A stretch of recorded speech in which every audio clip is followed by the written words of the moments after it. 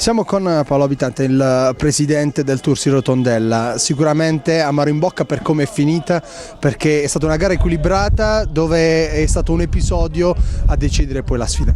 Sì, diciamo che il Tursi aveva fatto vedere tecniche e qualità di categoria superiore.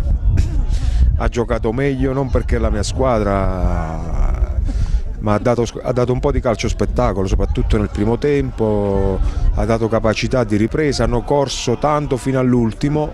L'amarezza non è chi ha segnato, perché si sa, nelle finali chi segna vince, anche il Senise ha fatto una bella partita e tutto. L'unico handicap è perdere a pochi minuti con uno stop di mano e un rimpallo e l'arbitro lascia correre, cioè vincere la finale così resta con l'amaro in bocca.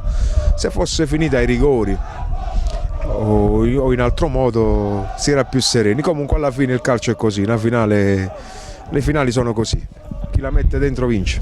E ora ci si rituffa in campionato con l'obiettivo di risalire, anche perché è stato acquistato per esempio un giocatore come Melella che oggi ha fatto vedere quanta qualità ha a disposizione. Sì, Melella, Ripa, La Vecchia, Gialdino, cioè adesso l'avete visto tutti, è un Tursi con un'altra marcia.